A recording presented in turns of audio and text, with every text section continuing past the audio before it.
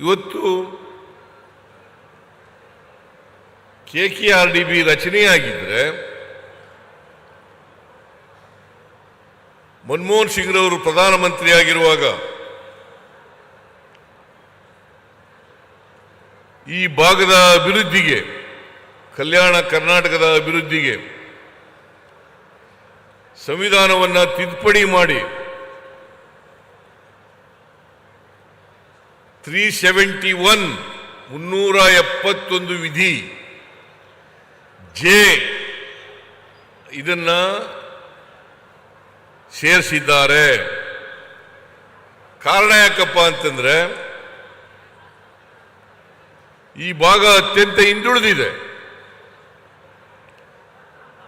ಹಿಂದುಳಿದಿರೋ ಭಾಗ ಅಭಿವೃದ್ಧಿ ಆಗಬೇಕು. ಅದಕ್ಕೋಸ್ಕರ 371 ಜೆ 2012ರಲ್ಲಿ ತಿದ್ದುಪಡಿ ಆಯಿತು. ನಾವು 2013ರಲ್ಲಿ ಅಧಿಕಾರಕ್ಕೆ ಬಂದು ಆಗ್ತಾನೆ ತಿದ್ದುಪಡಿ ಆಗಿತ್ತು. ಮನಮೋಹನ್ ಸಿಂಗ್ರವರು ಪ್ರಧಾನಮಂತ್ರಿ ಆಗಿರುವಾಗ ಆ ತಿದ್ದುಪಡಿ ಆಗಬೇಕಾದ್ರೆ ಮಲ್ಲಿಕಾರ್ಜುನ ಖರ್ಗೆಯವರು, ದಿವಂಗತ ಧರ್ಮಸಿಂಗ್ ಅವರು ಕಾರಣ ಅಂತಕ್ಕಂಥದ್ದನ್ನ ಹೇಳಲಿಕ್ಕೆ ಬಯಸ್ತಾ ಇದ್ದೇನೆ. ನಮ್ಮ ಸರ್ಕಾರ ಆಗ್ತಾನೆ 2013ರಲ್ಲಿ ಬಂದಿದ್ದು ನಾವು ಅಧಿಕಾರಕ್ಕೆ. ಆ ತಿದ್ದುಪಡಿ ಆದಾಗ ನಾವು ಕರ್ನಾಟಕ ರಾಜ್ಯದಲ್ಲಿ HK ಪಾಟೀಲ್ ರವರ ಅಧ್ಯಕ್ಷತೆಯಲ್ಲಿ ಒಂದು ಸಮಿತಿಯನ್ನು ಮಾಡಿದ್ರು, ಕ್ಯಾಬಿನೆಟ್ ಉಪಸಮಿತಿ. ಆ ಉಪಸಮಿತಿಯನ್ನು ಮಾಡಿ ಅವರು ವರದಿಯನ್ನ ಕೊಟ್ಟ ಮೇಲೆ ಶರಣ್ ಪ್ರಕಾಶ್ ಪಾಟೀಲ್ ಕೂಡ ಸದಸ್ಯರಾಗಿದ್ದರು. ಅವರು ವರದಿಯನ್ನು ಕೊಟ್ಟ ಮೇಲೆ ಕೂಡಲೇ ಯಥಾವತ್ತಾಗಿ ಆ ವರದಿಯನ್ನು ಜಾರಿ ಮಾಡಿದ್ದು ಕಾಂಗ್ರೆಸ್ ಸರ್ಕಾರ, ನಾನು ಮುಖ್ಯಮಂತ್ರಿ ಆಗಿರ್ತಕ್ಕಂಥ ಸರ್ಕಾರ ಅಂತಕ್ಕಂಥದ್ದನ್ನು ತಿಳಿಸಲಿಕ್ಕೆ ಬಯಸ್ತಾ ಇದ್ದೇನೆ. ಈಗ ಮತ್ತೆ ನಾವು 2023 ಮೇ 20ನೇ ತಾರೀಕು ಅಧಿಕಾರಕ್ಕೆ ಬಂದಿದ್ದೀವಿ. ಈ 3 ವರ್ಷಗಳಲ್ಲಿ 13,000 ಕೋಟಿ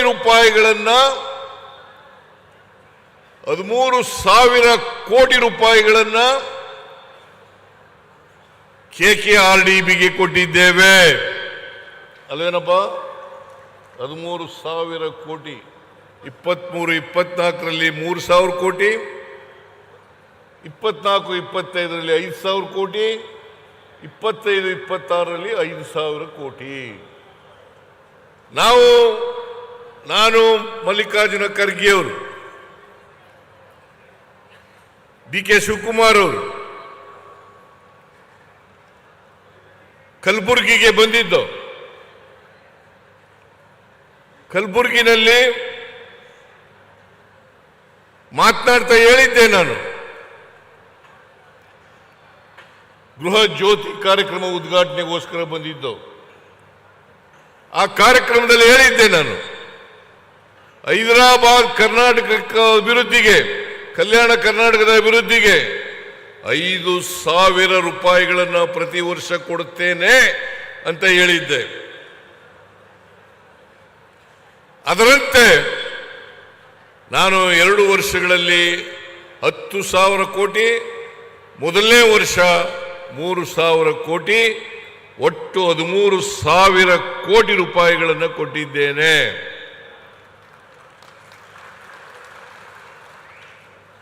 ನಾನು ಪದೇ ಪದೇ ಅಜಯ್ ಸಿಂಗ್ರವರನ್ನ ಭೇಟಿ ಮಾಡಿದಾಗೆಲ್ಲ, ನೋಡಪ್ಪ, KKRDB ಮೇಲೆ ಒಂದು ಅಪವಾದ ಇದೆ, ಕೊಟ್ಟ ದುಡ್ಡನ್ನು ಖರ್ಚು ಮಾಡಲ್ಲ ಅಂತಕ್ಕಂಥ ಅಪವಾದವಿದೆ. ಈ ಅಪವಾದವನ್ನ ತೊಡೆದಾಕಬೇಕು. ಪ್ರತಿ ವರ್ಷ ನಾವು ಏನು 5,000 ಕೋಟಿ ಕೊಡ್ತೀವಿ ಅದನ್ನು ಆ ವರ್ಷನೇ ಖರ್ಚು ಮಾಡ್ತಕ್ಕಂಥ ಕೆಲಸವನ್ನು ಮಾಡಬೇಕು. ಯಾಕಂತಂದ್ರೆ ಬಸವರಾಜ ಬೊಮ್ಮಾಯಿಯವರು ಕೊನೆ ಗಳಿಗೆನಲ್ಲಿ 3,000 ಕೋಟಿ ಕೊಡ್ತೀನಿ ಅಂತ ಹೇಳಿದ್ರು, ಕೊಡ್ಲಿಲ್ಲ. ನಾವು ಏನು ಮಾತು ಕೊಟ್ಟಿದ್ದೀವಿ ಆ ಕೊಟ್ಟ ಮಾತಿನಂತೆ ನಡ್ಕೊಂಡಿರ್ತಕ್ಕಂಥ ಸರ್ಕಾರ ಯಾವುದಾದ್ರೂ ಇದ್ರೆ ಅದು ಕಾಂಗ್ರೆಸ್ ಸರ್ಕಾರ, ನನ್ನ ನೇತೃತ್ವದ ಸರ್ಕಾರ ಅಂತಕ್ಕಂಥದ್ದನ್ನು ತಮಗೆ ತಿಳಿಸಲಿಕ್ಕೆ ಬಯಸ್ತಾ ಇದ್ದೇನೆ. ಈಗಾಗಲೇ 5,300 ಕೋಟಿನ 5,300 ಕೋಟಿ ನಮ್ಮ ಸರ್ಕಾರ ಬಂದ ಮೇಲೆ ಖರ್ಚಾಗಿದೆ. ನಾನು ಹೇಳಿದ್ದೀನಿ ಅಜಯ್ ಸಿಂಗ್ ಅವರಿಗೆ, 5,300 ಕೋಟಿ ಇಲ್ಲ, ಮುಂದಿನ ವರ್ಷ 5,000 ಅಂದರೆ 25-26ರಲ್ಲಿ 5,000 ಕೋಟಿ ರೂಪಾಯಿಗಳನ್ನು ಖರ್ಚು ಮಾಡಬೇಕು ಅಂತಕ್ಕಂಥ ಸೂಚನೆಯನ್ನು ಕೊಟ್ಟಿದ್ದೇನೆ. ಯಾಕಂತಂದ್ರೆ ಯಾವುದೇ ಕಾರಣಕ್ಕೆ ನಾನು 5,000 ಕೋಟಿ ರೂಪಾಯಿಗಳನ್ನು ಕೊಡೋದನ್ನು ತಪ್ಪಿಸಲ್ಲ. ನೀವು ಖರ್ಚು ಮಾಡದೆ ಹೋದ್ರೆ ಹಣ ಉಳ್ಕೊಂಡ್ಬಿಡ್ತದೆ ಅಲ್ಲ, ಖರ್ಚು ಮಾಡದೆ ಹೋದ್ರೆ ಹಣ ಉಳ್ಕೊಳ್ತದೆ. ಹೈದರಾಬಾದ್ ಕರ್ನಾಟಕದ ಅಭಿವೃದ್ಧಿ, ಕಲ್ಯಾಣ ಕರ್ನಾಟಕದ ಅಭಿವೃದ್ಧಿ ಕಡಿಮೆ ಆಗ್ತದೆ. ನೀವೆಷ್ಟು ಹಣ ಖರ್ಚು ಮಾಡ್ತೀರಿ ಅಷ್ಟು ಅಭಿವೃದ್ಧಿ ಆಗಲಿಕ್ಕೆ ಸಾಧ್ಯ ಆಗ್ತದೆ.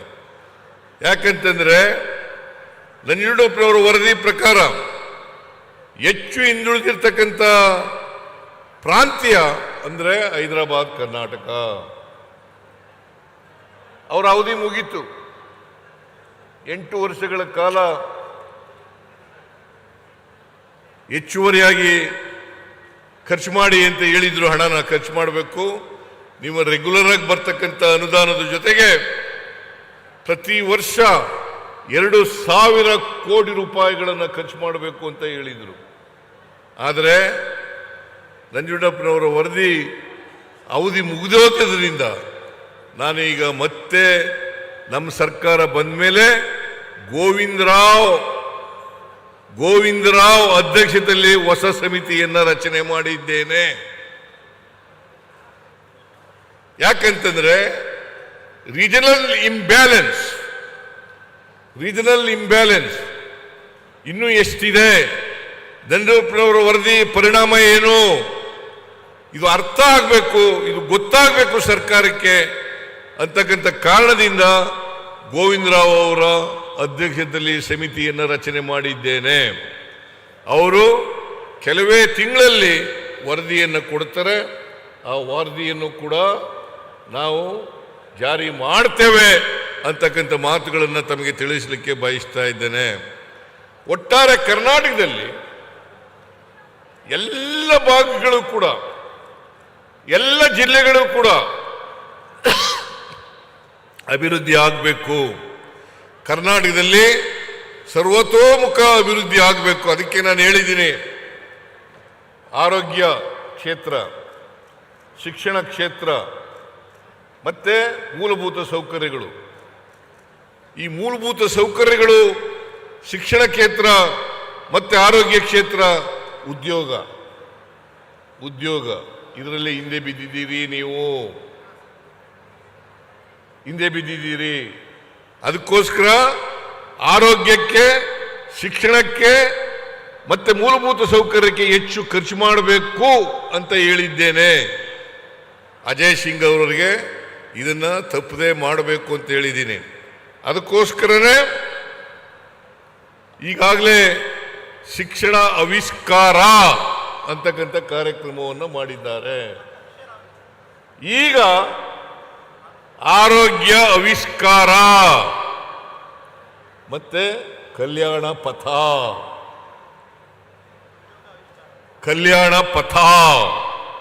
ಇವನ್ನೆಲ್ಲ ಯಾಕೆ ಮಾಡಿರೋದು ಅಂತಂದ್ರೆ, ಇಲ್ಲಿ ಅಭಿವೃದ್ಧಿ ಆಗಬೇಕು, ಶಿಕ್ಷಣದಲ್ಲಿ ಮುಂದೆ ಬರಬೇಕು, ಎಲ್ರಿಗೂ ಆರೋಗ್ಯ ಸೇವೆ ಸಿಗಬೇಕು. ಯಾಕಂದ್ರೆ ಸಮಾಜದಲ್ಲಿ ಆರೋಗ್ಯವಂತರು ಇದ್ರೆ ಮಾತ್ರ ಸಮಾಜ ಅಭಿವೃದ್ಧಿ ಆಗಲಿಕ್ಕೆ ಸಾಧ್ಯ ಆಗ್ತದೆ. ಅದಕ್ಕೋಸ್ಕರ ಇವತ್ತು 440 ಕೋಟಿ ರೂಪಾಯಿಗಳ ವೆಚ್ಚದಲ್ಲಿ 440 ಕೋಟಿ ರೂಪಾಯಿಗಳ ವೆಚ್ಚದಲ್ಲಿ ಎಲ್ಲ ಕಾರ್ಯಕ್ರಮಗಳು ಜೊತೆಗೆ ಯಾದಗಿರಿ ಜಿಲ್ಲೆಯಲ್ಲಿ ವಿವಿಧ ಅಭಿವೃದ್ಧಿ ಕಾರ್ಯಕ್ರಮಗಳಿಗೆ ಶಂಕುಸ್ಥಾಪನೆ ಮತ್ತೆ ಬಂಜಾರ ಸಮಾಜದ ಭವನ ಜಿಲ್ಲೆಯಲ್ಲಿ ಬಂಜಾರ ಭವನ ಮತ್ತೆ ಕೊಲ್ಲೂರು ಮಲ್ಲಪ್ಪ ಸ್ಮಾರಕ ನಾನೇ ಅನೌನ್ಸ್ ಮಾಡಿದ್ದೆ, ಘೋಷಣೆ ಮಾಡಿದ್ದೆ ಹಿಂದೆ. ಕೊಲ್ಲೂರು ಮಲ್ಲಪ್ಪನವರ ಸ್ಮಾರಕ ಮಾಡಬೇಕು ಅಂತೇಳಿ ನಾನೇ ಅನೌನ್ಸ್ ಮಾಡಿದ್ದೆ, ಆದರೆ ಜಾಗ ಸಿಕ್ಕಿರಲಿಲ್ಲ. ಈಗ ಯಾದಗಿರಿ ಅಭಿವೃದ್ಧಿ ಪ್ರಾಧಿಕಾರದಲ್ಲಿ ಪುಕ್ಕಟಿಯಾಗಿ ಜಾಗವನ್ನು ಕೊಟ್ಟಿದ್ದೇವೆ. ಪುಕ್ಕಟಿಯಾಗಿ ಜಾಗವನ್ನು ಸುಮಾರು 2 ಎಕರೆ ಜಾಗವನ್ನು ಪುಕ್ಕಟಿಯಾಗಿ ಕೊಟ್ಟಿದ್ದೇವೆ. ಸ್ಮಾರಕ ನಿರ್ಮಾಣ ಆಗಬೇಕು. ಅವರೊಬ್ಬರು ಸ್ವಾತಂತ್ರ್ಯ ಹೋರಾಟಗಾರರು, ಈ ಭಾಗದಲ್ಲಿ ಅನೇಕ ಲೀಡರ್ಗಳನ್ನ ಬೆಳೆಸ್ತಕ್ಕಂಥ ಕೆಲಸವನ್ನು ಮಾಡಿದ್ದಾರೆ. ಅವರನ್ನು ಹೈದರಾಬಾದ್ ಕರ್ನಾಟಕದ ಗಾಂಧಿ ಅಂತ ಕರೀತಾ ಇದ್ರು. ಹೈದರಾಬಾದ್ ಕರ್ನಾಟಕದ ಗಾಂಧಿ ಅಂತ ಕರೀತಾ ಇದ್ರು. ಅವರ ಸ್ಮಾರಕ ಮಾಡಬೇಕು ಅಂತಕ್ಕಂಥದ್ದು ನಮ್ಮ ಸರ್ಕಾರದ ಉದ್ದೇಶ ಇತ್ತು. ಅದಕ್ಕೋಸ್ಕರ ಸ್ಮಾರಕ ಮಾಡಿದ್ದೀವಿ. ಯಾರು ಆ ಟ್ರಸ್ಟ್ ಮಾಡಿದ್ದಾರೆ, ಆ ಟ್ರಸ್ಟ್ನ ಜವಾಬ್ದಾರಿ ಹೊತ್ಕೊಂಡಿರ್ತಕ್ಕಂಥವರು ಕೂಡಲೇ 1 ವರ್ಷದೊಳಗಡೆ, ಈ ವರ್ಷದೊಳಗಡೆ ಸ್ಮಾರಕ ಮಾಡಬೇಕು ಅಂತೇಳಿ ಅವರಿಗೆ ಸೂಚನೆಯನ್ನು ಕೊಡಲಿಕ್ಕೆ ಬಯಸ್ತಾ ಇದ್ದೇನೆ. ಈಗಾಗಲೇ ಜಾಗದ ಆದೇಶ ಕೂಡ ಆಗಿದೆ. ಆದೇಶ ಶರಣಬಸಪ್ಪ ದರ್ಶನಾಪುರ್ ಜಾಗ ಕೂಡ ಕೊಟ್ಟಿದ್ದೀವಿ. ಕೂಡಲೇ ಅದನ್ನು ಮಾಡ್ತಕ್ಕಂಥ ಕೆಲಸವನ್ನು ಮಾಡಬೇಕು ಅಂತೇಳಿ ಶರಣಬಸಪ್ಪನವರಿಗೆ ಸೂಚನೆಯನ್ನು ಕೊಡಲಿಕ್ಕೆ ಬಯಸ್ತಾ ಇದ್ದೇನೆ. ಈಗ ಸುಮಾರು 42 ಆಸ್ಪತ್ರೆಗಳನ್ನು ಹೊಸದಾಗಿ ಮಾಡೋದು, ಮೇಲ್ದರ್ಜೆಗೆ ಏರಿಸೋದು,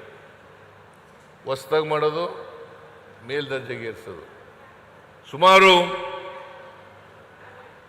416 ಕೋಟಿ ರೂಪಾಯಿಗಳನ್ನು ಖರ್ಚು ಮಾಡ್ತಾ ಇದ್ದೀವಿ. ನಾನು ಮಂಜೂರಾತಿ ಕೊಟ್ಟಿದ್ದೀನಿ, ಕ್ಯಾಬಿನೆಟ್ನಲ್ಲಿ ಮಂಜೂರಾಗಿದೆ. 857 ಕೋಟಿ ರೂಪಾಯಿಗಳ 857 ಕೋಟಿ ರೂಪಾಯಿಗಳ ಆರೋಗ್ಯ ಆವಿಷ್ಕಾರ ಕಾರ್ಯಕ್ರಮದ ಅಡಿನಲ್ಲಿ ಮಾಡಬೇಕು ಅಂತ ಹೇಳಿದ್ದೇನೆ. ಯಾಕಂದರೆ ಈ ಭಾಗದಲ್ಲಿ ಅನೇಕ ಜನ ರಕ್ತಹೀನತೆಯಿಂದ ಬಳಲ್ತಾ ಇದ್ದಾರೆ. ತಾಯಿ ಮರಣ, ಮಕ್ಕಳ ಮರಣ ಜಾಸ್ತಿ ಆಗ್ತಾ ಇದೆ. ಇವಾಗ ಬಹಳ ಜನಕ್ಕೆ ಇಲ್ಲಿ ಈ ಭಾಗದಲ್ಲಿ MRIಗಳಿಲ್ಲ, CT ಸ್ಕ್ಯಾನ್ಗಳಿಲ್ಲ. ಆಮೇಲೆ ಕೂಡಲೇ ಅವನ್ನೆಲ್ಲರೂ ಕೂಡ ಮಾಡಬೇಕು. ಯಾಕಂದರೆ ಬಡವರು ದುಬಾರಿ ಹಣವನ್ನು ಕೊಟ್ಟು ಖಾಸಗಿ ಆಸ್ಪತ್ರೆಗಳಲ್ಲಿ CT ಸ್ಕ್ಯಾನ್ ಮಾಡ್ಕೊಳ್ತಕ್ಕಂಥ, MRI ಮಾಡಿಸ್ಕೊಳ್ತಕ್ಕಂಥ ಶಕ್ತಿ ಇಲ್ಲ. ಅದಕ್ಕೋಸ್ಕರ ಅವುಗಳನ್ನೆಲ್ಲ ಮಾಡಬೇಕು ಅಂತಕ್ಕಂಥ ಮಾತುಗಳನ್ನು ಈಗಾಗಲೇ ಹೇಳಿದ್ದೇನೆ. ನಮ್ಮ ಸರ್ಕಾರ ಬದ್ಧವಾಗಿದೆ. ನಮ್ಮ ಸರ್ಕಾರ ಇದಕ್ಕೆ ಕಲ್ಯಾಣ ಕರ್ನಾಟಕದ ಅಭಿವೃದ್ಧಿಗೆ ಬದ್ಧವಾಗಿದೆ ಅಂತಕ್ಕಂಥ ಮಾತುಗಳನ್ನು ಹೇಳ್ತೇನೆ. ಇವುಗಳ ಜೊತೆಗೆ ನಾವು 5 ಗ್ಯಾರಂಟಿ ಯೋಜನೆಗಳನ್ನು ಜಾರಿ ಮಾಡ್ತಾ ಇದ್ದೀವಿ. 5 ಗ್ಯಾರಂಟಿ ಯೋಜನೆಗಳನ್ನು ಜಾರಿ ಮಾಡ್ತಾ ಇದ್ದೀವಿ. ಒಂದು ಶಕ್ತಿ ಯೋಜನೆ, 2ನೇದು ಗೃಹಲಕ್ಷ್ಮಿ ಯೋಜನೆ, 3ನೇದು ಗೃಹಜ್ಯೋತಿ ಯೋಜನೆ, 4ನೇದು ಅನ್ನಭಾಗ್ಯ ಯೋಜನೆ, 5ನೇದು ಯುವ ನಿಧಿ ಕಾರ್ಯಕ್ರಮ. ಇವೆಲ್ಲವೂ ಕೂಡ ಶಕ್ತಿ ಯೋಜನೆ ಜೂನ್ 11ನೇ ತಾರೀಕಿಗೆ ಪ್ರಾರಂಭ ಆಯಿತು. 2023 ಜೂನ್ 11ಕ್ಕೆ ಪ್ರಾರಂಭ ಆಯಿತು.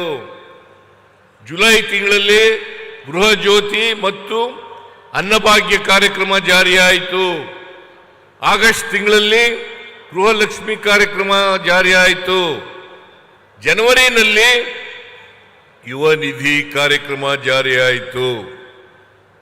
ಎಲ್ಲ ಕಾರ್ಯಕ್ರಮಗಳನ್ನು ಕೂಡ ನಾವು ಮಾಡಿದ್ದೇವೆ.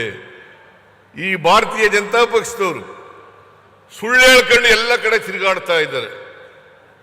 ಸುಳ್ಳು ಹೇಳ್ಕೊಂಡು ಒಂದ್ಸಾರಿ ಪ್ರಧಾನಮಂತ್ರಿಗಳೇ ಹೇಳಿದ್ರು, ಈ ಗ್ಯಾರಂಟಿ ಯೋಜನೆಗಳನ್ನು ಜಾರಿ ಮಾಡೋಕ್ಕಾಗಲ್ಲ.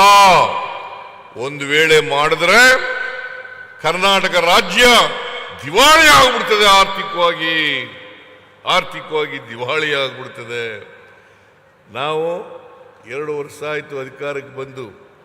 2 ವರ್ಷದಲ್ಲಿ ಎಲ್ಲ 5 ಕಾರ್ಯಕ್ರಮಗಳನ್ನು ಜಾರಿ ಮಾಡಿದ್ದೇವೆ.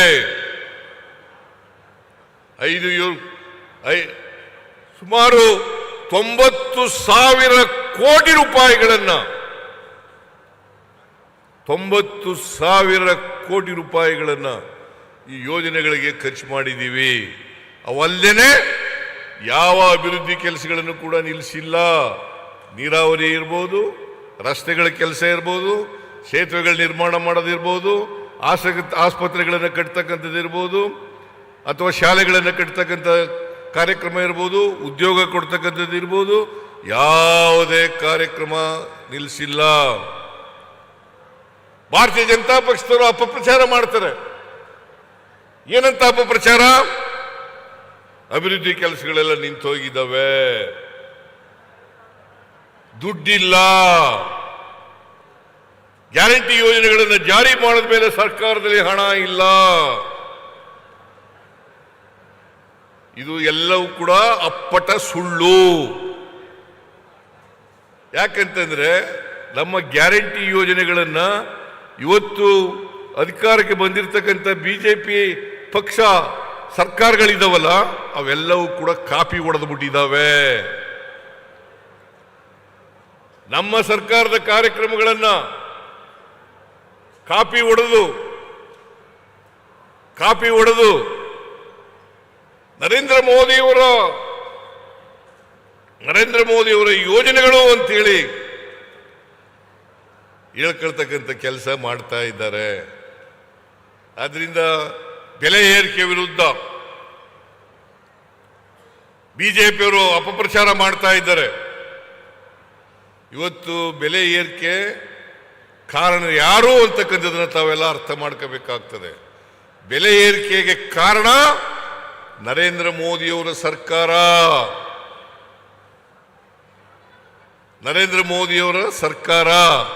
ಈಗ ಚಿನ್ನ ನರೇಂದ್ರ ಮೋದಿಯವರು ಪ್ರಧಾನಮಂತ್ರಿ ಆದಾಗ 11 ವರ್ಷಗಳ ಹಿಂದೆ ಎಷ್ಟಿತ್ತಪ್ಪ ಬೆಲೆ?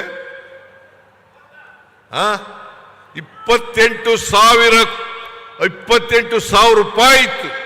10 ತೊಲ ಚಿನ್ನಕ್ಕೆ 28,000 ರೂಪಾಯಿ. ಈಗ 1,00,000 ರೂಪಾಯಿ ದಾಟಿದೆ. ಯಾರ ಕಾರಣ ಇದಕ್ಕೆ? ಪೆಟ್ರೋಲ್, ಡೀಸೆಲ್, ಗ್ಯಾಸ್, ಗೊಬ್ಬರ, ಔಷಧಿ ಇವುಗಳೆಲ್ಲ ಜಾಸ್ತಿ ಆಗ್ಲಿಕ್ಕೆ ಯಾರ್ರೀ ಕಾರಣ?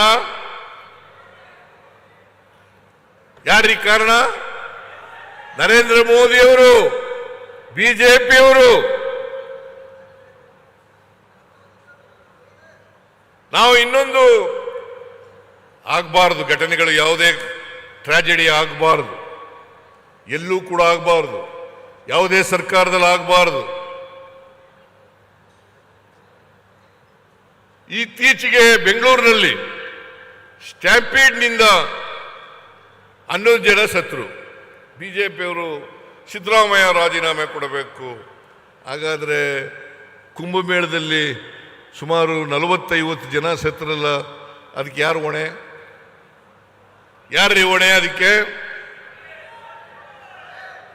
ಸಾಯಬಾರದು, ಟ್ರಾಜಡಿ ನಡೀಬಾರದು, ದುರಂತಗಳು ನಡೀಬಾರದು. ಆದರೆ ಇವೆಲ್ಲ ಒಂದೊಂದು ಸಾರಿ ನಾವು ತಪ್ಪು ಮಾಡದೇ ಹೋದರೂ ಕೂಡ ನಮ್ಮ ನಿಲುವುಗಳಿಗೆ, ನಿರೀಕ್ಷೆಗಳಿಗೆ ವಿರುದ್ಧವಾಗಿ ಕೆಲವು ಘಟನೆಗಳು ನಡೀತವೆ. ಆದ್ದರಿಂದ ಈ ಭಾರತೀಯ ಜನತಾ ಪಕ್ಷದವರು ಇದ್ದಾರಲ್ಲ, ಬರೀ ಸುಳ್ಳು ಹೇಳೋದು, ಸುಳ್ಳೇ ಅವ್ರ ಮನೆ ದೇವರು. ಇವರು ಏನಾದರೂ ಈಗ ಹೈದರಾಬಾದ್ ಕರ್ನಾಟಕದಲ್ಲಿ ಏನಾದ್ರು ಮಾಡಿದ್ರ? ಏನಾದ್ರು ಮಾಡಿದ್ದಾರೇನ್ರಿ? ಅಜಯ್ ಸಿಂಗ್ 371 ಜೆ ಮಾಡಿದವರು ಯಾರು? ಅವತ್ತು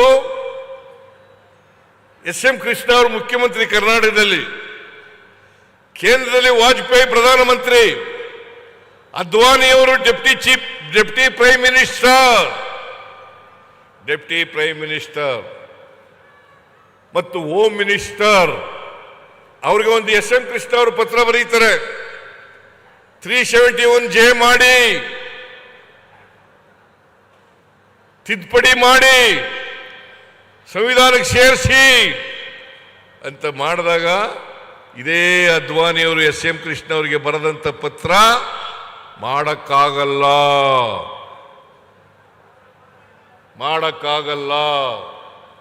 ಇದನ್ನ ಹೇಳಿದವರು ಯಾರು? ಮಿಸ್ಟರ್ ಅದ್ವಾನಿ. ಅವತ್ತು ದೇಶದ ಉಪಪ್ರಧಾನಿಯಾಗಿದ್ದಂತ ಅದ್ವಾನಿಯವರು ಯಾವ ಪಕ್ಷದವರು? ಬಿಜೆಪಿ. ಏನು ಬಹಳ ಸತ್ಯ, ಹರಿಶ್ಚಂದ್ರ ತರ ಮಾತಾಡ್ತಾರೆ. ಕೊಟ್ಟ ಮಾತಿನಂತೆ ನಡ್ಕೊಂಡು ಅಂತ ಹೇಳ್ತೀವಿ, ಮಾತಾಡ್ತಾರೆ. ಮಾಡಲಿಲ್ಲ. ಇವತ್ತು ಬೀದರಿಂದ ಬಳ್ಳಾರಿಯವರೆಗೆ, ವಿಜಯಪುರದವರೆಗೆ 7 ಜಿಲ್ಲೆಗಳಲ್ಲಿ ಏನ್ರಿ ಬೋಸರಾಜ್ ಯಾರು ಮಾಡಿದವರು? ನಾವಲ್ಲ. ರಾಯಚೂರು ಸೇರಿ ಕುಮಾರ್ ನಾಯಕ್ ತಿಳ್ಕೊಂಡಿರ್ಬೇಕು ನೀವು. ಇದು ಮಾಡಲಿಲ್ಲ ಅವರು. ಪತ್ರ ಕಾಪಿ ಇದೆ.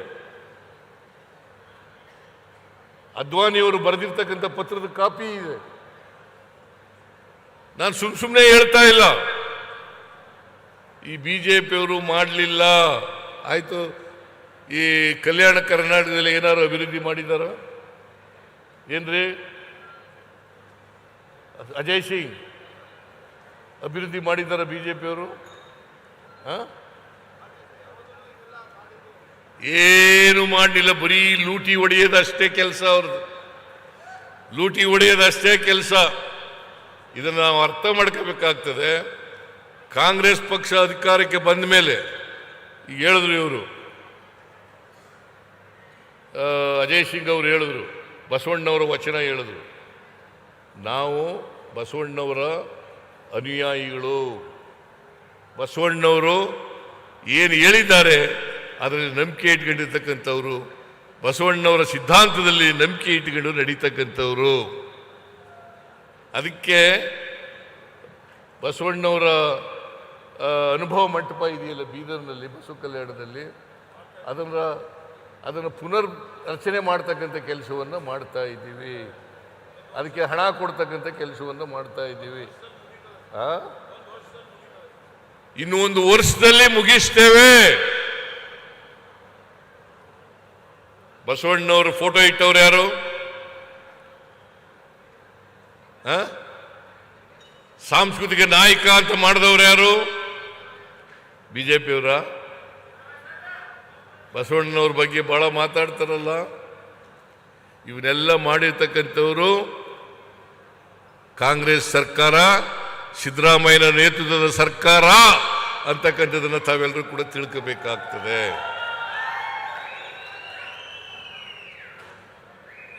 ಅವರು ಏನು ಮಾಡಲಿಲ್ಲ, ಬರೀ ಲೂಟಿ ಹೊಡೆಯೋದು.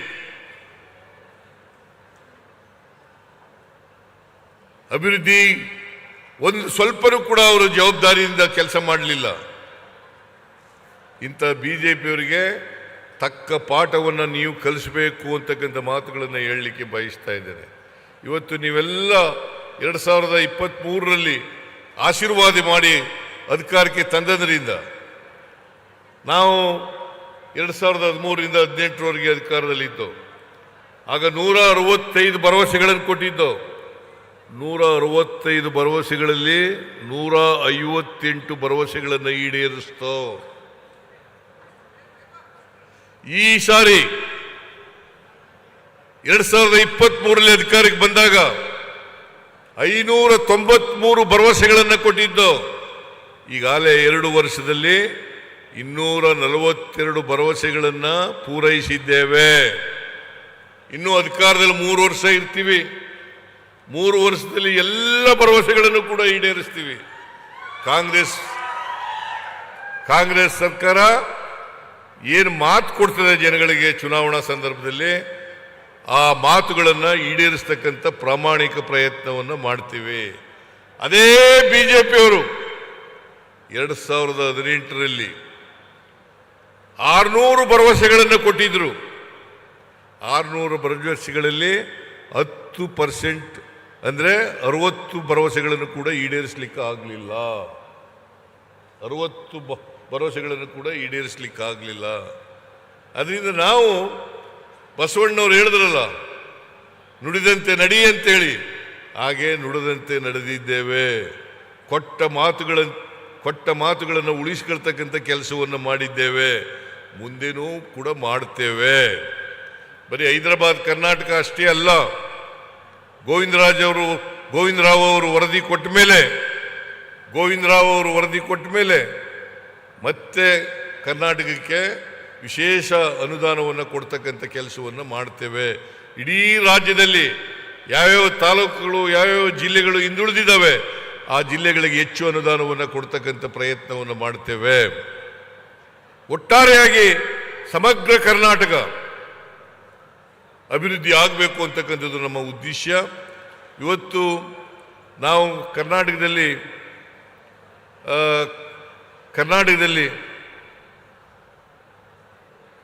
2ನೇ ಸ್ಥಾನದಲ್ಲಿದ್ದೀವಿ GST ಕಲೆಕ್ಷನ್ನಲ್ಲಿ.